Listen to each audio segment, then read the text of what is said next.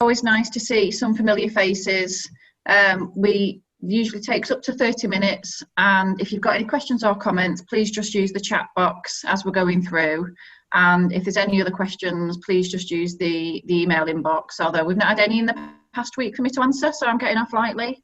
But if there are things that you do want us to answer, please just in between times, just use that email inbox. So it's hard to believe that it's now 16 weeks since officially COVID was recorded in our country, and as you know, it's been around the world for much longer than that. And I think some days it's hard to comprehend the extent to which life has changed throughout those 16 weeks. But we have, because as human beings we are adaptable, and we continue to make sure that we respond and behave appropriately, and in an informed way, to keep ourselves and those that we care about safe, and even those that we don't know and haven't had contact with, because a lot of what we've been doing in terms of socially isolating, shielding, is not just for our own protection, but because we know that's about protecting others and that wider societal commitment. So thank you. And we know some elements of this are going to continue for some time, and we continue to see the displays of appreciation, and we just need to hold on to those. Because it is making a difference to so many people. I know the past week has been particularly challenging, pretty demanding in terms of some of the responses that we've seen at a government level. I'm not going to repeat the detail here, but I've certainly picked up from feedback from colleagues across the organisation, people on social media. There are two ways in which people seem to be affected. One is frustration at the way in which guidelines are being interpreted, but for those that have been really directly impacted, there's a real psychological impact, because it's been hard for so many people. People have made really hard, difficult choices, and what we all must remember is those choices have not been made in vain. We need to judge by our own standards, not by those set by others. You'll have seen this week the blog that's gone out, that goes out from me and Sue, and Sue led on writing that blog, and just thought it was a good opportunity to remind ourselves of our values and the things that we hold dear. And that's the way in which we need to judge ourselves, not necessarily by the actions or the accounts of others. And we need to hold on to that in the coming weeks and months. So we should all be incredibly proud of our work, and it certainly feels from an organisational point of view now. As you know, we have a weekly gold meeting, we have daily SITREP meetings 7 days a week, and we're certainly at the place now where our arrangements for managing COVID within our services are really well established. A huge thank you to all of the staff involved and the service users. They've had to really adapt and respond to the circumstances we find ourselves in. That's really robust, it's really working well. But what we know is the world around us continues to change, and that's where we need to continue to maintain our incident management arrangements over the next few weeks, because of the changes that we're expecting to see, and I'll talk a bit more about those in the next couple of slides. But what won't change is the importance of social distancing, our requirement to fully implement infection control procedures, and that looking out for one another. Things aren't always easy. And one of the things that we're doing now at the moment is, being a few months into managing the pandemic and having changed the way that we've been operating across the organisation, and I should have mentioned this last week, is Richard Wild and Saidi, who are in the continuous service improvement team, have done a fantastic job of putting together a framework in which we can evaluate the changes that we've made so far, both from a service user perspective, from a staff perspective, using the data and the evidence that we've got, and use that to evaluate what's gone well, what's the learning, what are the things that we're going to continue to do even once we're no longer managing COVID. Some of the feedback I've had in the past week has been that in some ways, strangely, people are connecting more in a different way, because we're using technology, we're making efforts to connect in a different way, because our normal patterns of behaviour and our normal routines of the way we engage through meetings and formal structures are out of the way at the moment. So we need to make sure that we continue with some of those forms of connection that we weren't doing previously. So for those of you that we're starting to roll out that evaluation across our services, please do respond. The more feedback we get, the better, and the more then we can plan for our continue for the next few months and beyond. So just a bit of an update, and again, some of this you'll know from the press. is that in terms of the approach to, and I keep getting this wrong, so bear with me, test, track and trace, is Tom Reardon, who's the Chief Executive Council, is now involved nationally. He's been doing that for over a week, and no surprises, Tom is a real strong advocate for the importance of local places knowing their local communities and being able to put robust arrangements in place. So 11 areas have been selected to go first with implementing the test, track and trace in their communities, led by public health, local authority, and in conjunction with health and care partners, so that will include ourselves. And Leeds is one of those pilot sites. So I'm certainly getting an update later after this call. I've got a West Yorkshire Integrated Care System Sector Leeds meeting, and as soon as we know more about how that's starting to shape, we'll be able to share detail about that. You'll have also seen reference in the press to antigen testing.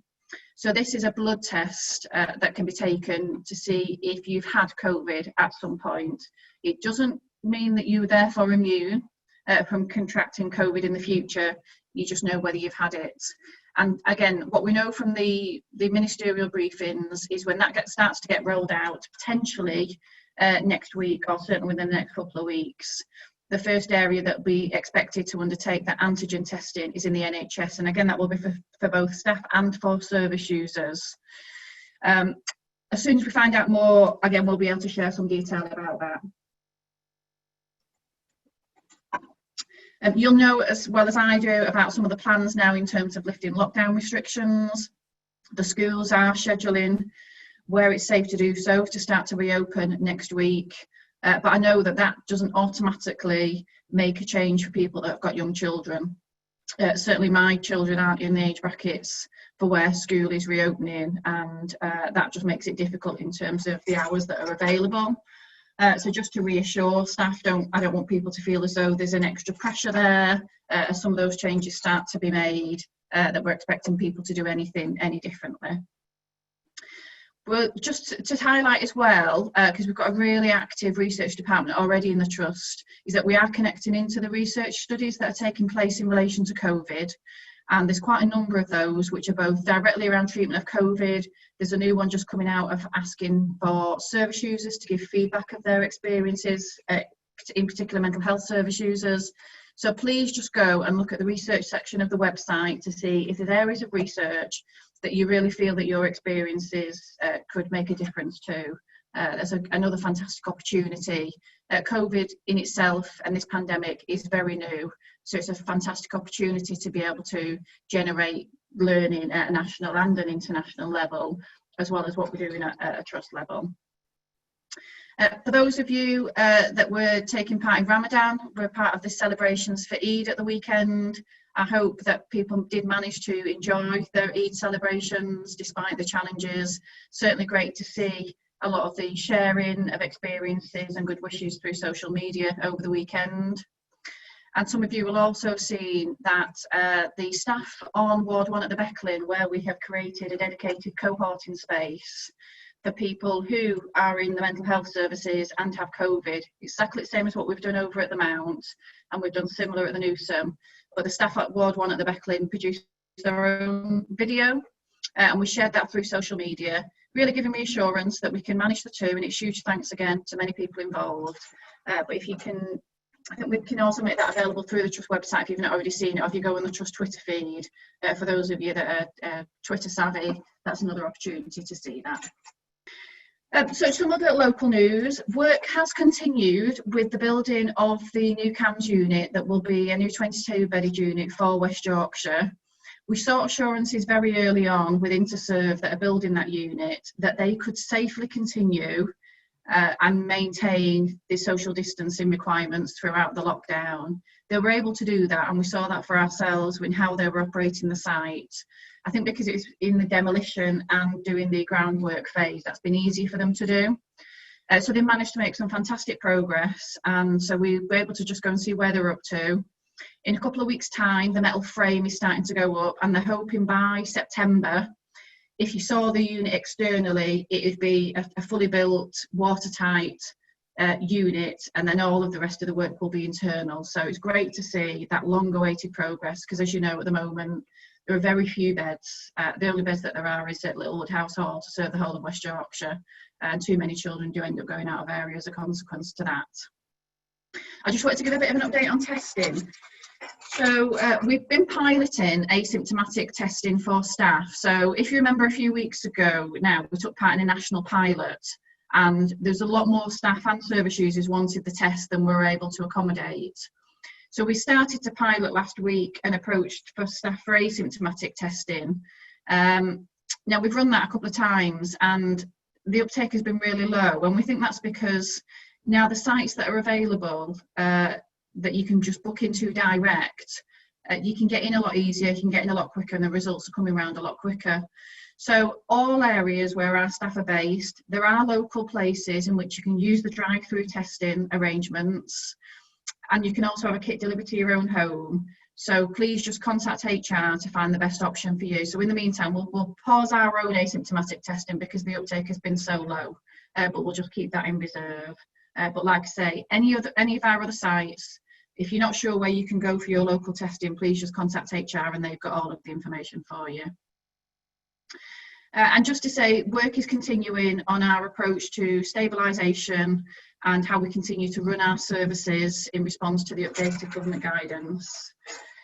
That work's being led by Angela Earnshaw with representatives from many different teams, and we're going to get another update on that next week, which is looking at site by site and service by service, where staff can start to operate out of trust premises again, and therefore don't always have to work from home, and what that means for how we're able to provide services to our service users using either different forms of technology or where it's safe to do so, that face-to-face contact. And again, I just reiterate, in some of our services, especially our crisis and our assertive outreach team, staff have continued to provide face-to-face contact in our communities, adhering to the requirements around PPE. And one of the things we have to make sure is in place across all of those areas. We've done a fantastic job of having good stock management and supply of PPE. So as we start to step up some of our other services operating out of premises again, that the infection prevention standards can be adhered to, and we've got sufficient supply of PPE. We believe that's going to be okay, but we're just doing that in a step-by-step approach.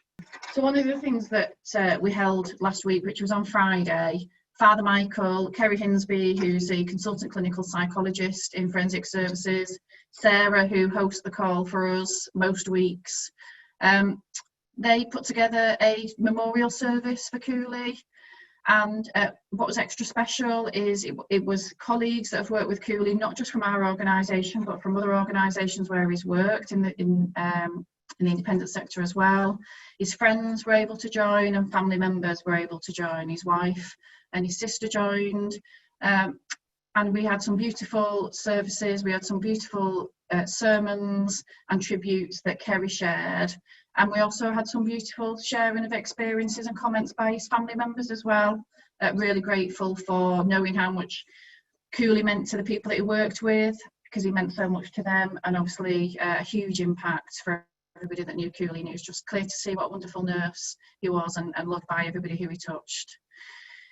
There is going to be more information. Not everybody was able to join on Friday, so we appreciate that for those that couldn't. So Sarah in the comms team is working behind the scenes, that they're going to put together the programme that was held on Friday and make that available through the staff net. So if you do want to see that, you're able to. And just to give an update, so Claire Layton, who's the matron in forensic services, as you know, set up the GoFundMe page to raise money for Cooley's family. And that has now raised nearly £15,000. And the update that we've got from the family is that they want to use that once it's safe to travel. As you know, Cooley's from Zimbabwe, and he's still got very extensive family and friends in Zimbabwe.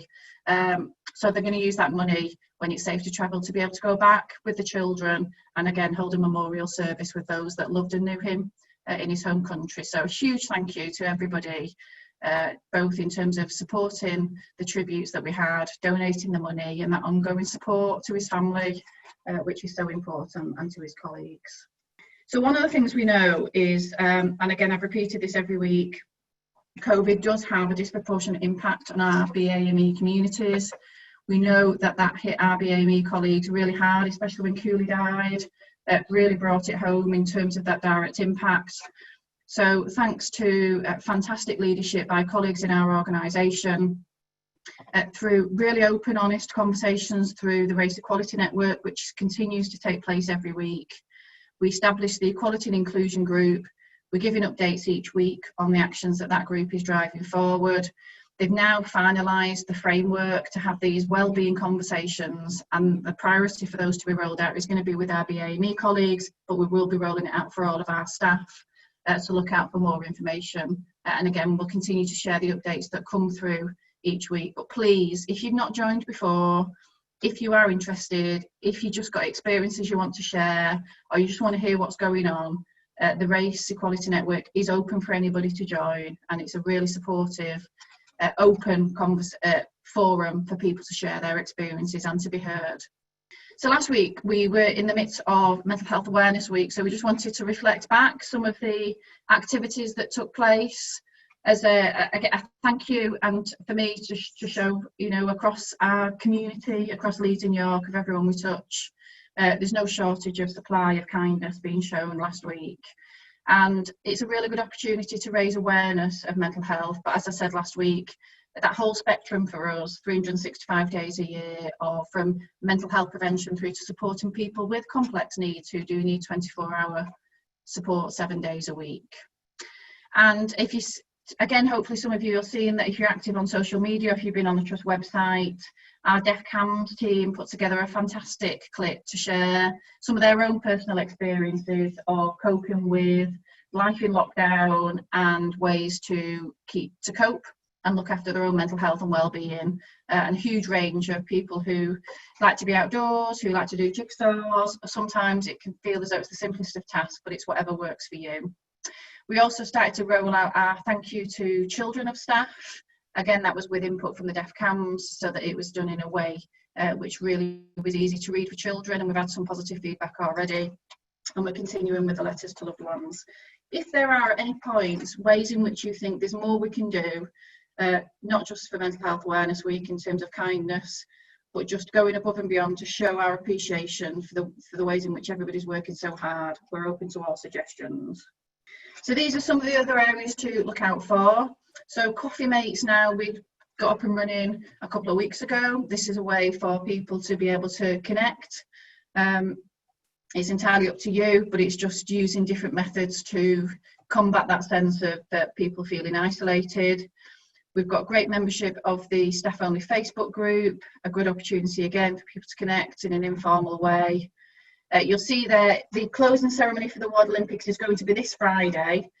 So we didn't want to steal their thunder. We shall share the outputs of the closing ceremony and the awards ceremony, but not to give too much away. I think we'll all be happy with who takes away the gold medals. And just another highlight for Joe, our fantastic Trust Physio. He's been responding to some of the suggestions and the asks that people have been making by producing more videos. In particular, that's the practicalities of working from home and the impact that has. So if you've got any areas that you want Joe to give a particular focus on, then please do. Joe also did a video that we put out on social media about the LYPFT Runners Club. So again, a way in which staff themselves have come together. There's about 60 staff that are members of that. I responded, so I've, up until Thursday last week, never run outside since I left school. So I watched the video that Joe did, and it was with two of our staff, Emma and Hannah, who are ward managers, and actually just hearing the route that they went through to start running was enough to give me a kick. So since then, I have run outside 5 times, so it's a bit of a leap. So again, it just shows actually the power of just sharing our own experiences sometimes, whether you believe it or not, can motivate others to take a step, to be a bit braver than they were do previously. So I'm certainly grateful to Joe and to Hannah and to Emma, because they've certainly given me a kick in the right direction. So I just wanted to share this, and I don't think we can do justice really to what sits behind. This is a card that the Learning Disability Service Leadership Team sent out to all of their staff last week. And again, the first I saw of it was seeing a tweet of it that was done by Peter Johnson, who's the Head of Operations for Learning Disability Services. And you'll see him in the top corner there, next to Lindsay Charles, who's our Clinical Lead for Learning Disability Services. And they're a fantastic team and a fantastic senior leadership team. So they sent out a lovely letter to all of their staff working in learning disability services, acknowledging the trials and tribulations of managing day to day over the last couple of months. We know some things have been harder than others. We know in our supported living services, sadly, lost one of our service users. We know that staff have suffered from COVID as well, and other tenants. Staff have moved around. So they just decided to stick it amongst themselves to put this picture collage together to show their thanks and appreciation. And I just thought it was an example of fantastic leadership and the culture that we want across all of our services. So a huge thank you to Learning Disability Services for doing that, to all of the senior team. Thank you for sharing it with me. It certainly gave me a boost. And I hope that by sharing it this week, it inspires others to show actually there's lots of different ways in which you can pause, show that thanks and appreciation, that way of connecting, living our values of being caring, and just never underestimate the impact that has on others, because I know they've certainly had a huge amount of positive feedback on the back of that. So I want to say thank you to them in the way that they said thank you to all of their staff. So there you go, I've got a flight. There were no questions in the inbox this week. If you do want to ask something, please just send them in, or if there's anything comes up in the chat, we'll endeavour to answer them as best as we possibly can. And if I don't know, I'll just tell you I don't know, and I'll try and find somebody else that's got the answer for you. That's it. Thank you very much for listening, everybody. A nice picture collage to end on. And if, again, anything that you're doing in your teams or service, please just send them in, and we can make sure that we're showcasing some of that fantastic work.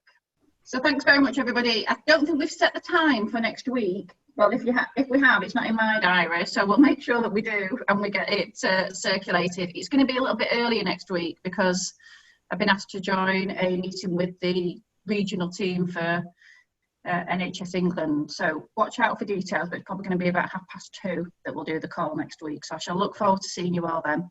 Take care, everybody.